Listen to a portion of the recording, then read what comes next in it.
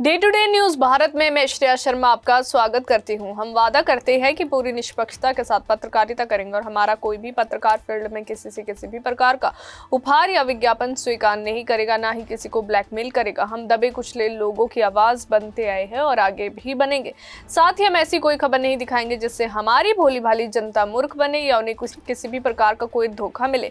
हम लोकतंत्र के चौथे स्तंभ को और अधिक मजबूत करने की पूरी कोशिश कर रहे हैं। बात करते हैं खबर की। रूस और यूक्रेन युद्ध के बीच हालात एक बार जो है फिर बेहद गंभीर होते नजर आ रहे हैं।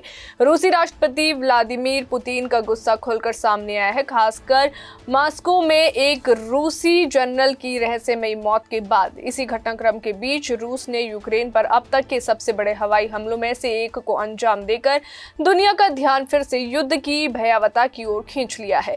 क्रिसमस से ठीक पहले किए गए इन हमलों में रूस ने सैकड़ों ड्रोन और साथ ही दर्जनों मिसाइलों का इस्तेमाल किया है, जिससे यूक्रेन के कई हिस्सों में भारी तबाही मच गई है। वहीं आपको बता दें कि यूक्रेनी राष्ट्रपति जेलेंस्की के अनुसार जो है सोमवार रात रूस ने 650 से ज्यादा ड्रोन और 30 से अधिक मिसाइलें दागी, जो कम से कम 13 अलग अलग क्षेत्रों में गिरी।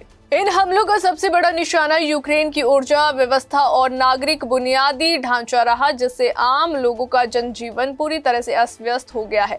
आपको बता दें कि इन हमलों में 4 साल के एक मासूम बच्चे समेत 3 लोगों की मौत हो गई, जबकि कई रिहायशी इमारतें, बिजली संयंत्र और अहम सुविधाएं क्षतिग्रस्त हो गई है। जेलेंस्की ने बताया कि कीव क्षेत्र में ड्रोन हमले में एक महिला की जान चली गई और साथ ही खमेलिनिस्ती इलाके में जो एक व्यक्ति की मौत हुई और झितोमिर क्षेत्र में एक ड्रोन रिहायशी इमारत पर गिरा, जिसमें 4 साल के बच्चे की जान चली गई।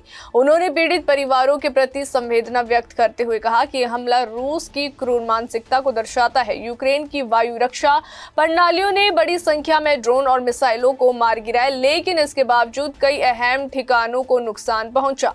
पूरे देश में ऊर्जा विभाग और मरम्मत दल युद्ध स्तर पर काम कर रहे हैं ताकि बिजली और जरूरी सेवाओं को बहाल किया जा सके। कई इलाकों में अब भी जो है हवाई हमले की चेतावनी लागू है और लोग डर के साए में रातें गुजारने को मजबूर है।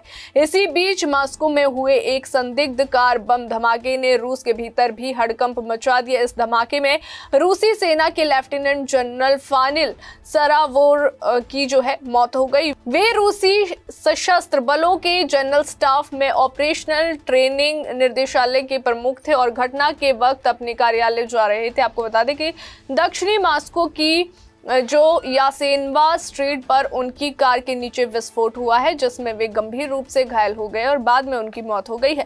इस घटना ने रूस की आंतरिक सुरक्षा व्यवस्था पर भी कई सवाल खड़े कर दिए। हालांकि रूस ने इस हमले के लिए सीधे तौर पर यूक्रेन को जिम्मेदार नहीं ठहराया है, लेकिन संकेत जरूर दिए है कि इसका जवाब दिया जाएगा।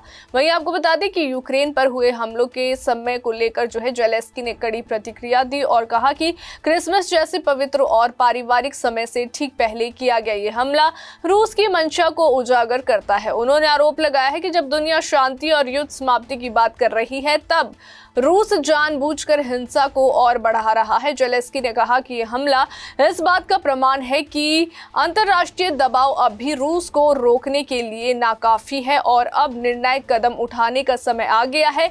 दूसरी ओर शांति वार्ता को लेकर भी चर्चाएं जारी है। वहीं आपको बता दें कि हाल ही में मियामी और बर्लिन में रूस और अमेरिका के प्रतिनिधियों के बीच अहम बैठकें हुई है। अमेरिकी राष्ट्रपति डोनाल्ड ट्रंप के विशेष दूत स्टीव विटकॉफ ने दावा किया है कि रूस यूक्रेन में शांति स्थापित करने के लिए प्रतिबद्ध है। उन्होंने कहा कि रूसी विशेष दूत किरिल दिमित्रिव और साथ ही अमेरिकी प्रतिनिधिमंडल के बीच जो है सकारात्मक और रचनात्मक बातचीत हुई है, जिसमें ट्रंप की शांति योजना को आगे बढ़ाने पर चर्चा की गई है। वहीं अमेरिकी टीम में स्टीव विटकॉफ जो है जारेड कुशेवर और साथ ही व्हाइट हाउस के वरिष्ठ अधिकारी इसमें शामिल थे।